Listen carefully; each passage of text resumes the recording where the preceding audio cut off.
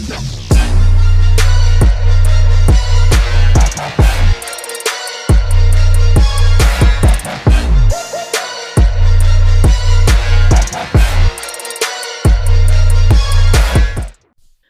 good, YouTube? It's your boy Show back with another video now with Xenoblade coming out not too far from here. I decided to go back and give Xenoblade 1 a try again, because honestly, every time I look at any type of review, and don't get me wrong, I don't really base reviews. I don't use reviews that base like my general opinion. You know, if it's a game I'm generally interested in and I feel like it's something I'll play, I'll go ahead and test it out. I won't really wait for a specific review or something like that. And that's just specifically with games, because games could be to your taste, but others may not like it. For instance, I love Final Fantasy 13 and people hate that game. Now here's the weird thing, right? I never got to play any of the earlier releases, so I didn't get to play the 3DS version or the Wii version. In fact, it took me a minute to actually find out that those are like previous games. Here's another weird thing, right? I feel like specifically I'm supposed to dislike 2, like Xenoblade 2, but I actually found Xenoblade 2 to be way more enjoyable than my first couple hours into Xenoblade 1. Now, it's not saying that Xenoblade 1 doesn't have a compelling story, because it's pretty good.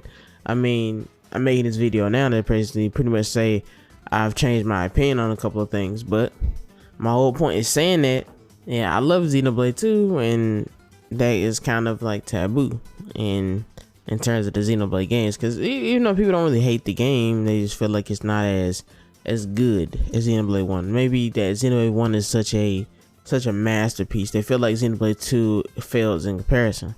Now, for when I played it, I really didn't get any of these things. It's probably due to the fact that I didn't play 1 first and I jumped straight into 2. I love 2. So then the definitive edition of the Xenoblade Chronicles of the, well, number 1, because there's actually apparently like a lot of, like, it's a whole saga, like Xenosaga. It's connected to a whole different franchise, but it is what it is. Yeah, it was basically based on the Xenogears and Xenosaga series. I don't know much about them. I don't want to talk about them because I don't know much about them, and I don't want to disappoint any fans of those 2 sagas. But to be honest, the definitive edition came out, like I said earlier, and I started playing it. Now, I started playing it for some reason. To me personally, the reason why people dislike Xenoblade 2 is simply because of the type of combat. People dislike the combat. They dislike some of the accents and characters and stuff. For me, I hated the combat in Xenoblade 1. I really do. Even now, I've started to really understand. I actually had to change my controller mappings because the controller scheme for the actual game felt weird to me. So I had to do a little bit of switching out, and it made the game a lot more enjoyable, I must say. The reason why I made this video about me saying I was wrong is just simply due to the fact that it's a little bit funny now. In the beginning, I really couldn't gel with this game. I really didn't see what people felt was so interesting about this game. I'm starting to see it now as I'm starting to get more into the story. I played about a good 5-6 hours into it today, so I pretty much been kind of grinding through it, and it's pretty decent. I wouldn't say it's something I really hooked on right away, but the reason why I say I'm wrong is because in many other videos I basically talk about how I just couldn't get into it. I couldn't find anything that I really enjoyed about it. And I feel like me personally, when I play a JRPG, there are things that make it interesting for me. I love being able to fight a very interesting way. I think what drew me in with Xenoblade 2 is that they had the blade system, and it had an element of like gacha. So basically you would, you would basically gacha summon all these different blades trying to get a high rarity one, and it kind of added that aspect of a cheap phone game into it, and a lot of people may feel like that's very trashy, but for me, it amplified my playtime, not gonna lie. Me wanting to collect every single one of them was kind of interesting. I was pretty locked into that story too.